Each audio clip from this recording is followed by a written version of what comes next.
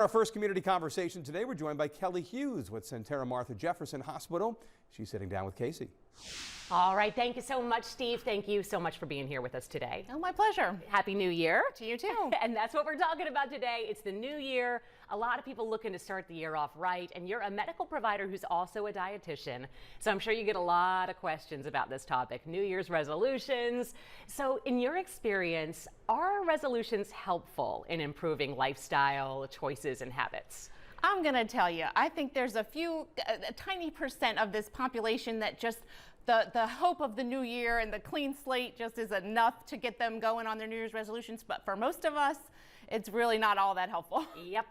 In my experience. Yeah, I agree with you there. And I think a lot of people have some barriers when it comes to getting back on track. What would you say some of those biggest barriers are? Yeah, I hate to say this, but I think it's like this blind hope that we have that we're just going to make it happen, that we're going to lose weight this year, we're going to drink less, and it's hope without a plan. Yeah.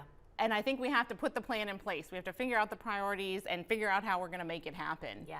I call it the hope diet. You know, I hope I'm going to lose some weight this year. We're going to have a plan to make it happen. You're still bringing junk food in the house, that kind of stuff. Yeah. So we have to drill it down and get specific. All right. So people who really are looking to stick with it this year, what do you recommend to help people when it comes to reestablishing their healthy habits or maybe starting to establish them for the first time? That is such a good question. I really think people need to slow down and take a minute to think about what's important to them. Is it your health? Is it your nutrition? What do you want to prioritize? And then start with a plan. Yeah. One thing, what is the top priority and what is the one thing you can do to make it happen? And when we talk about that, I like to set SMART goals with my patients. So they're specific, they're measurable, achievable, realistic, and time-bound. Yeah.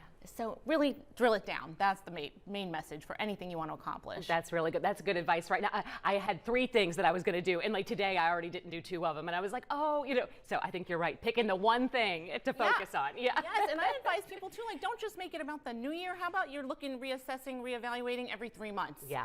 You know, maybe you've accomplished or made some progress, so you could add another thing on. Yeah, that's really, really good. And finally, any particular foods or nutrients that people should be prioritizing when it comes to these New Year's resolutions? You know what, Casey, I think sliding into the new year, it's better to think about things you might want to stop eating and drinking.